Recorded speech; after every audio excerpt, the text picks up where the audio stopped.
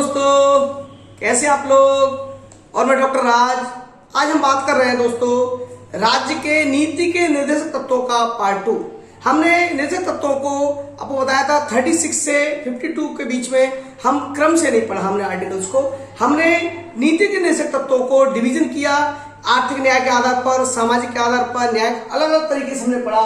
शिक्षा, न्याय संबंधी, प्राचीन स्मारक संबंधी, अंतर्राष्ट्रीय सिद्धांत, इन सबको अलग अलग तरीके से हमने पढ़ने की कोशिश की है। तो आपको मालूम ही है पिछले वीडियो में हमने कि नीति के निर्देशक तत्वों को हमने मूल कर्तव्य के रूप में, यानी राज्य को कर्तव्य दिए हैं, राज्य को मूल रूप से कर्तव्य दिए हैं, मॉरल ड्यूटी दिए हैं जो जनता के लिए पूर्ण करें, और इनको कोर्ट में आप चैलेंज नहीं कर सकते। ये सब हमने ये भी कहा कि राज्यों को लोक कल्याणकारी परिकल्पना की बात करते हैं ये निर्देशक तत्व। तो दोस्तों अगला हम पढ़ते हैं सामाजिक न्याय संबंधी निर्देशक तत्व। तो सामाजिक न्याय संबंधी में राज्य जनता के दुर्बल वर्गों, विशेषतया अनुसूचित जातियों तथा जनजातियों की शिक्षा तथा अर्थ में धन, इकोनॉमिक संबंधी हितों की विशेष सावधानी से उन्नति व रक्षा करेगा। आर्टिकल 46 में कहा गया कि रक्षा करेगा, लेकिन इसको कोर्ट में चैलेंज आप नहीं कर सकते, राज्य को अधिकार दिया गया है। ठीक है, अगला है राज्य लोगों के जीवन स्तर और स्वास्थ्य को सुधारने के लिए प्रयत्न करेगा, स्वास्थ्य के लिए हानिकारक मादक द्रव्यों आदि पर प्रतिबंध लगाएगा। देखिए, लोगों के स्वास्थ्य को बढ़ावा देना चाहिए। अगर हम स्वस्थ हैं तो हमारा माइंड भी स्वस्थ है, और माइंड स्वस्थ है तो हम लोग आगे ग्रोथ करेंगे, हमारा राष्ट्र, हमारा देश ग्रो करेगा। तो इसलिए हानिकारक मादक द्रव्यों, अफीम, चरस, स्पेक्स, ये सब मादक द्रव्यों, वाइन वगैरह, इस पर अब बिहार ने प्रतिबंध लगा रखा है, तो आप प्रतिबंध लगा सकते हैं। ये राज्य को कर्तव्य दिया गया है आर्टिकल 47 के अंदर। ठीक है, अगला है हमारा न्याय, शिक्षा और प्रजातंत्र संबंधी निर्देशक तत्व। देखिए, इसके बारे में बात करते हैं तो सभी को समान रूप से न्याय उपलब्ध हो, सभी को समान रूप से न्याय उपलब्ध हो। कमजोर रूप में, आर्थिक रूप से जो कमजोर लोग हैं, पैसा नहीं है, कोई मुद्दा होता है तो गवर्नमेंट उसको सपोर्ट करे और लोगों को निःशुल्क विधिक सहायता की व्यवस्था करेगा। उसको जो कोर्ट कचहरी के जो खर्चे होते हैं ये निःशुल्क, आर्टिकल 39 का ये आपको बता दूं मैं, ये पहले संविधान में, मूल संविधान में नहीं था।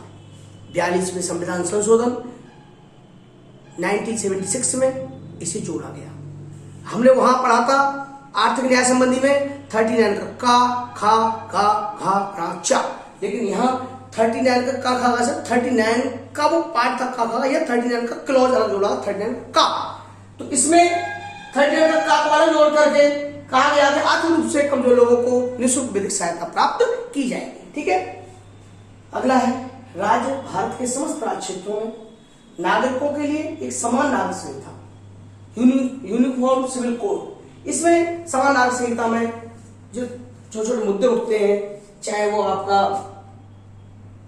हम दो हमारे दो वाला थ्योरी हो, कोई भी हो, राज्य समान नागरिकता, यूनिफॉर्म सिविल कोड। जैसे क्लासेस में बच्चों का जैसे हिजाब वाला मुद्दा चला था, तो राज्य को पावर है, प्रयत्न कर सकता है। आर्टिकल 42 बहुत बार पूछा गया ये, तो यूनिफॉर्म सिविल कोड लगाने का प्रयास कर सकता है। राज्य प्रारंभिक बाल्यावस्था में देखभाल और 6 वर्ष से कम आयु के बच्चों की शिक्षा के लिए प्रयास करेगा।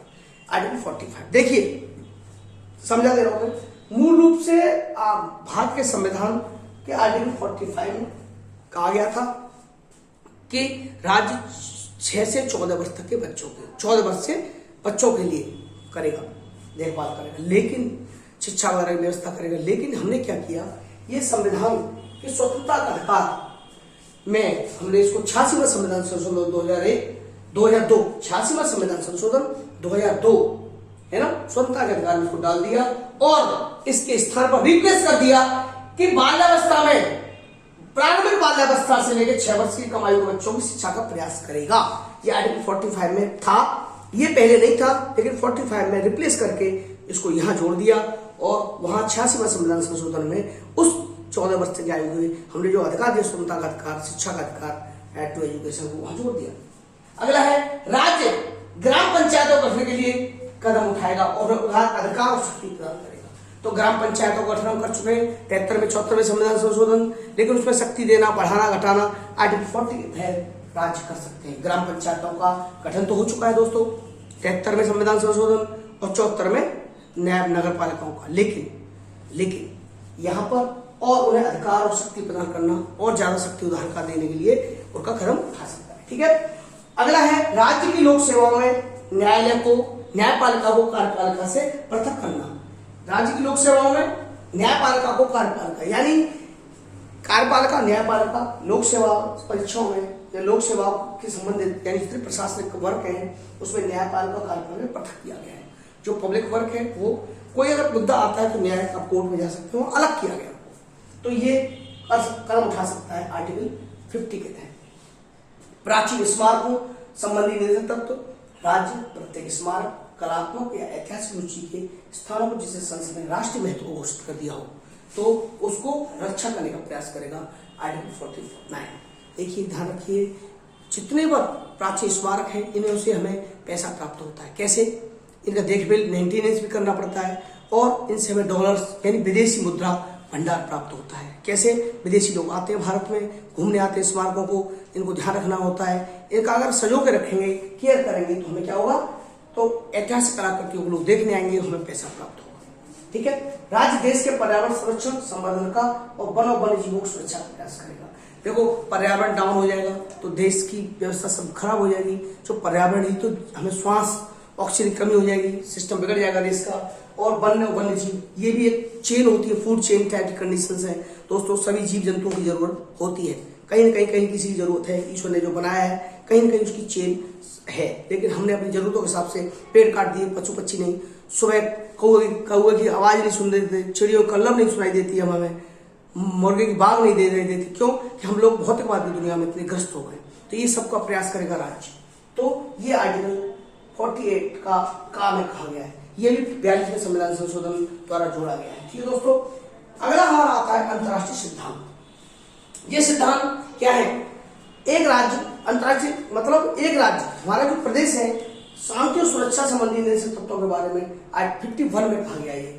क्या कहा गया कि अंतर्राष्ट्रीय शांति और सुरक्षा में वृद्धि करेगा, राष्ट्रों में आपसी व्यवहार में अंतर्राष्ट्रीय कानून और संबंधियों के प्रति आदर का भाव बढ़ाएगा। जैसे बांग्लादेश है, बंगाल और बांग्लादेश का दोनों का बॉर्डर रखा है, तो वहां कोई राज्य विवाद में पैदा नहीं करेगा। राष्ट्रों के बीच न्याय और सम्मानपूर्ण संबंध बनाए रखेगा। न्याय और सम्मानपूर्ण राष्ट्रों के बीच में कोई विवाद क्रिएट नहीं करेगा। ये हमारे अंतर्राष्ट्रीय संबंध है ना सिद्धांत। अंतर्राष्ट्रीय झगड़ों को मध्यस्थता सुलझाने का प्रोत्साहित करने के लिए प्रयास करेगा। कहीं भी जो